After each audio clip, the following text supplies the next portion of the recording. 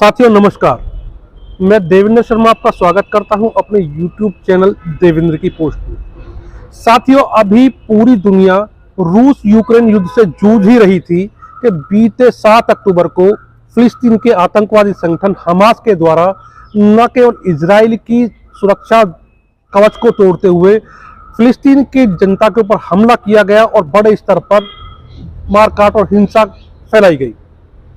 इस प्रकरण के बाद भारत ने आगे बढ़कर सबसे पहले इजराइल के ऊपर हमास के हमले की निंदा की और इसे आतंकवादी घटना बताते हुए इजराइल का पक्ष लिया।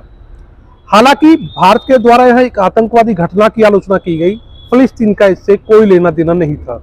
जैसे ही भारत के प्रधानमंत्री के द्वारा हमास की निंदा की गई और इजराइल का समर्थन किया गया, वैसे ही भारत के अंदर कुछ सो कॉल्ड बुद्धिजीवी और हमास समर्थक लोग फिलिस्तीन की आड़ में हमास का समर्थन करने लगे। स्थिति यहां तक बिगड़ गई कि भारत के अंदर एक धड़ा फिलिस्तीन के अंदर जो इजरायली हमले हो रहे हैं उसकी आड़ में हमास के लोगों का, आतंकवादियों का समर्थन कर रहे हैं। इसी बात पर चर्चा करने के लिए हमारे साथ हैं शिक्षक विधायक श्रीचंद शर्मा जी।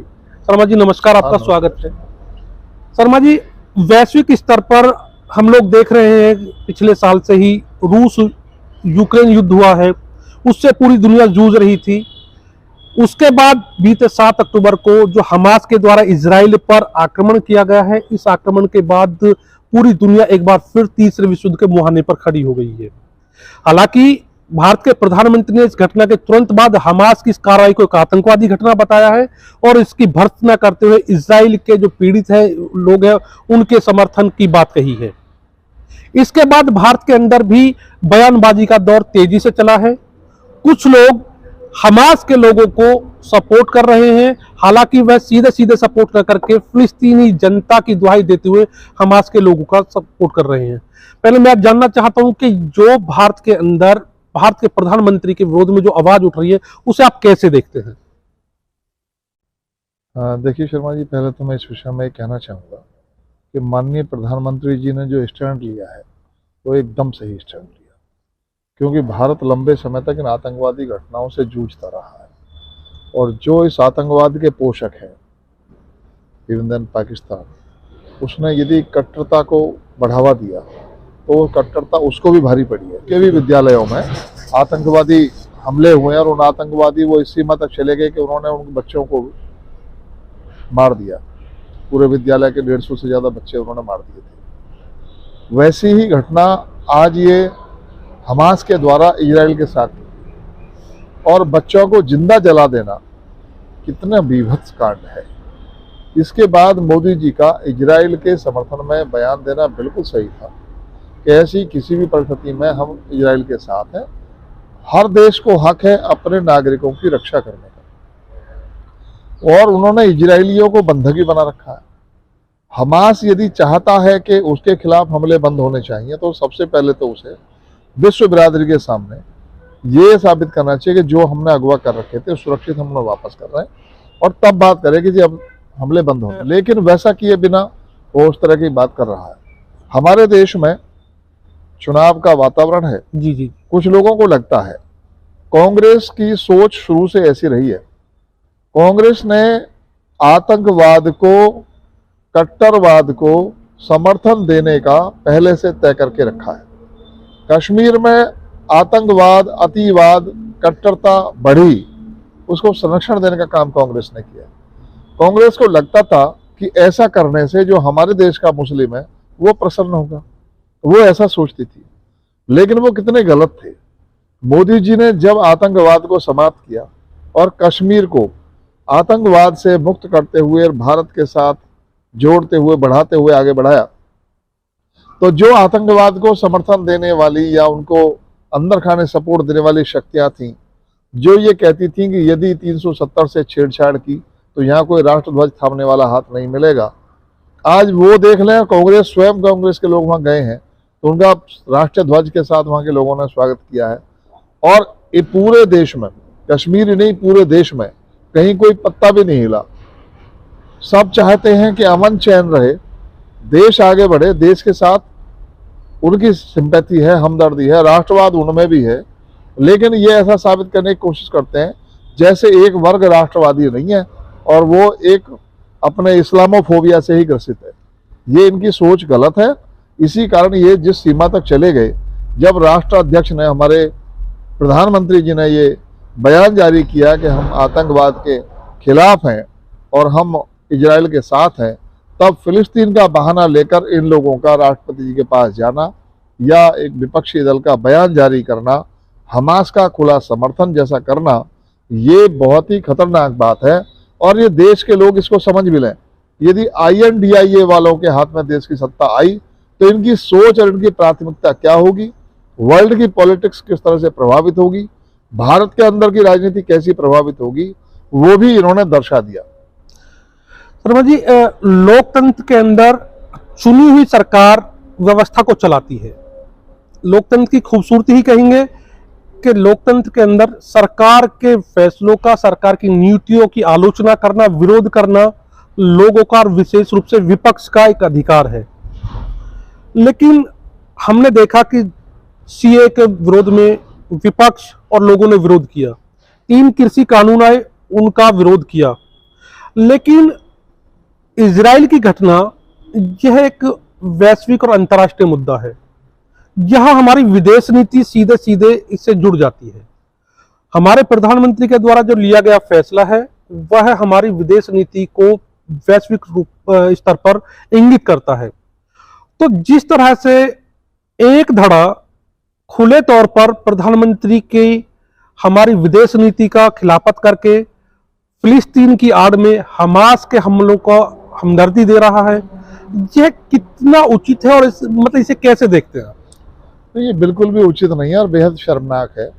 इस समय जो सरकार हमारी चल रही है, यदि आपको उनकी किसी पॉलिसी से ऐतराज है, आप अपनी बात रखिए, लेकिन आप वर्ल्ड में ये मैसेज देना चाहते हैं कि भारत बटा हुआ है, भारत की सोच बटी हुई है, ये बहुत भयंकर बात है। इनको इस बात से परहेज करना चाहिए, बचना चाहिए था। इन्होंने बेजाही ढंग से आतंकवादी संगठन हमास का समर्थन किया है। हमास का समर्थन फिलिस्तीन का समर्थन नहीं है। हमास फिलिस्तीन के लिए भी बेहतर नहीं है, वो उनके लिए भी खतरनाक है। भले ही फिलिस्तीन को ये लगता है कि फिलहाल तो वो इजराइल से लड़ रहा है, अभी हमसे थोड़ी लड़ रहा है।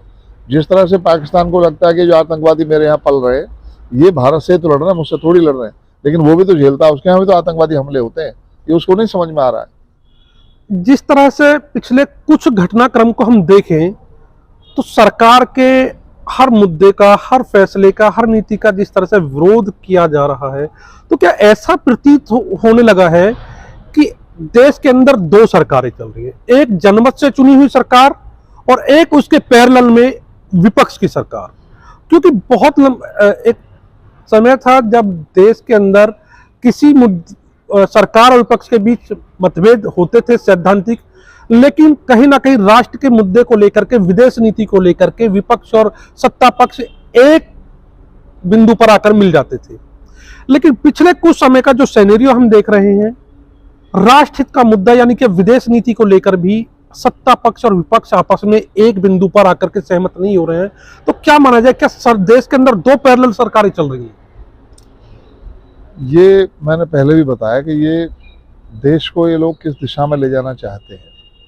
जो लोग केवल सत्ता भोग करने के लिए राजनीति करते हैं, वो ये सोचते हैं येन केन प्रकारेण, चाहे देश का अहित हो जाए, चाहे देश की पॉलिसीज बदनाम हो जाए, देश का विकास रुक जाए, उनको सत्ता मिलनी चाहिए। वो सत्ता लोलुपता उन पर इतनी हावी है कि वो राष्ट्र का हित भी नहीं देखते कि हमें क्या करने से राष्ट्र का हित होगा और क्या अहित होगा।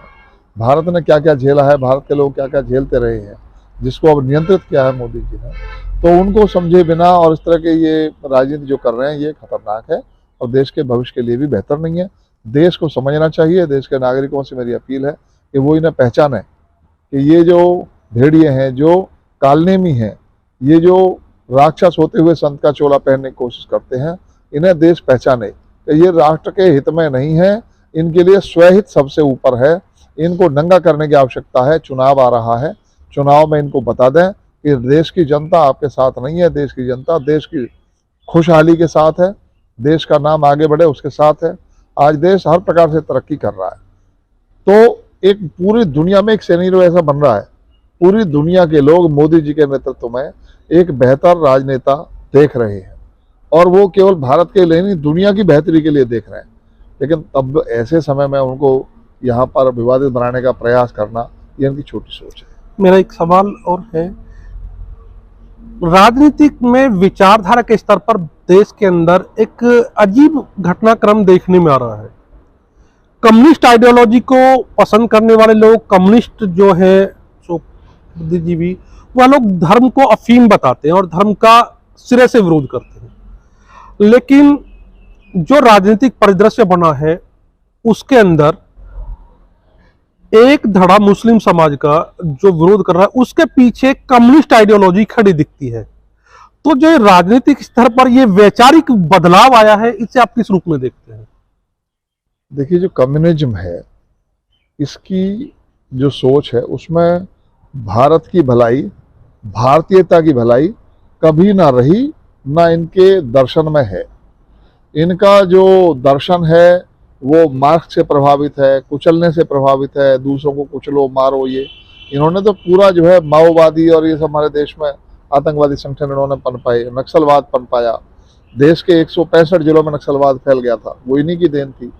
कम्युनिज्म जो है ये हमारे देश के लिए बड़ा खतरनाक है।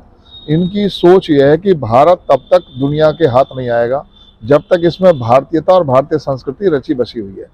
भारत को कमजोर ये करके ये सोचते हैं कि किसी एक पंथ को, किसी एक पंथ के हित की बात कह दो, वे लोग खुश हो जाएंगे, उनको आगे बढ़ा दो। तो वैसा करके और वो जो भारतीय संस्कृति और भारतीय सोच है, भारतीय परंपरा, भारतीय ज्ञान है, इनको दबाओ, ऐसा करने का ये प्रयास करते हैं।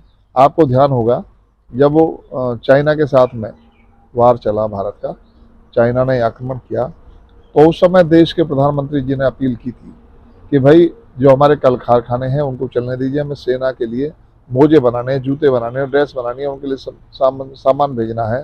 तो उस समय इनका नारा था कि चाहे जो मजबूरी हो, हमारी मांगें पूरी हों। इन्होंने ऐसा करके लोगों को भड़काने का काम किया। इनकी सोच रही है देश को बिगाड़ने और भड़काने की। भारत कैसे कमजोर हो, कम्युनिस्टों का पहला लक्ष्य ये है। इसके लिए इन्हें विदेशी फंडिंग भी मिलती है, विदेशी सोच के साथ एक काम करते हैं, और अब तो ये साबित हो रहा है। चाइना हमारे देश के बहुत सारे ऐसे लोगों को पोषित कर रहा है जो भारत की छवि को प्रभावित करें, खराब करें। एक पूरा नैरेटिव चलाते हैं वो, जिससे भारत प्रभावित हो, भारत मजबूत ना हो। क्योंकि भारत मजबूत होगा तो उनको एक कमजोर पड़ोसी चाहिए, जो नहीं मिल रहा है। जो वो चाहते थे कि पहले लाखों किलोमीटर जमीन उन्होंने भारत की कब्जा ली, वो फिर से उसका आपको करना चाहते थे, नहीं हो पाया। आज उनको मुंह तोड़ जवाब मिल रहा है। तो वो कम्युनिज्म के माध्यम से चाहते हैं कि भारत कमजोर हो, वो नहीं हो पा रहा है, इसका उन्हें जरूर। आपका कहना है कि देश का एक धड़ा तुष्टीकरण को आगामी चुनाव जो 2024 में, और कुछ विधानसभा चुनाव भी हो रहे हैं, उसके बाद 24 में लोकसभा चुनाव होने हैं, उसको ध्यान में रख करके हमास की, फिलिस्तीन की आड़ में हमास के इस कृत्य को, इस कट्टरता को, वहशीपन को इसलिए सपोर्ट कर रहा है कि तुष्टीकरण को बढ़ावा दे करके वह लोकसभा चुनाव में लाभ हासिल कर सके। हाँ, उनको ऐसा लगता है कि हम ऐसा कर पाएंगे, जबकि ऐसा होगा नहीं। इस देश में चाहे हिंदू हो या मुसलमान, वो सब राष्ट्रवादी हैं और राष्ट्र को ही आगे लेके जाना चाहते हैं। अब आप देखिए कि मुस्लिम सोच में कुछ कट्टर लोग ऐसे थे जिनको कांग्रेस पोषित करती रही, और उनके पोषण को ये दिशा यहाँ तक गई कि आपको ध्यान होगा 3 तलाक का मुद्दा आया। जी जी। तो जो कट्टर लोग थे, उन कट्टरवाद ने उसका विरोध करने का काम किया। लेकिन आम मुस्लिम समाज कहाँ खड़ा था?